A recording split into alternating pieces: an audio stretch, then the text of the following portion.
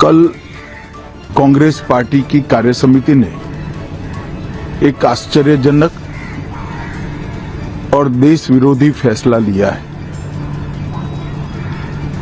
उन्होंने अपनी पार्टी के 37 के रिजोल्यूशन को फॉलो करते हुए महान वंदे मातरम गीत के 2 ही छंद गाने का फैसला किया है। मैं इस समय पर पूरे देश को याद कराना चाहता हूं कि 1937 में कांग्रेस पार्टी ने मुस्लिम अपीसमेंट के लिए वंदे मातरम के 2 टुकड़े कर देश के विभाजन की नींव डाली थी और वहीं से 2 राष्ट्र के सिद्धांत को ताकत मिली थी और अंततोगत्वा देश का विभाजन हुआ और पाकिस्तान का जन्म हुआ।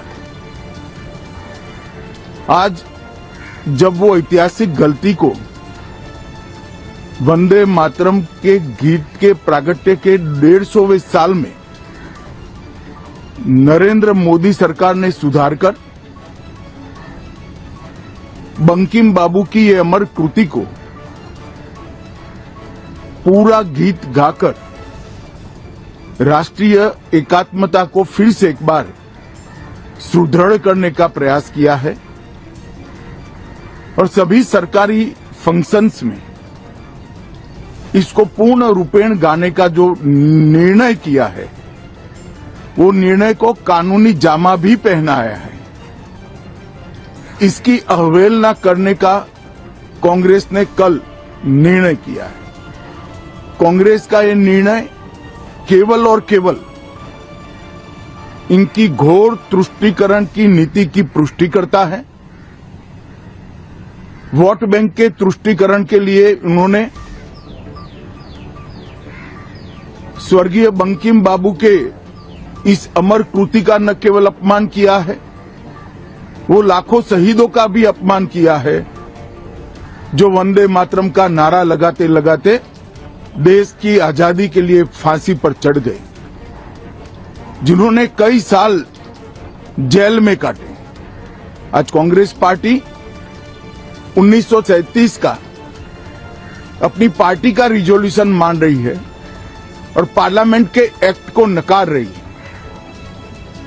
मुझे तो बड़ा आश्चर्य है, श्री राहुल गांधी की नेतृत्व में कांग्रेस पार्टी फिर एक बार इस देश में तुष्टीकरण की राजनीति को पुरजोश तरीके से आगे बढ़ा रही है। मैं देश की जनता को अपील करना चाहता हूं कि एक बार इस देश ने गलती करी थी वंदे मातरम के 2 टुकड़े होने देने की और एक गलती के गंभीर परिणाम हमने भुगते हैं।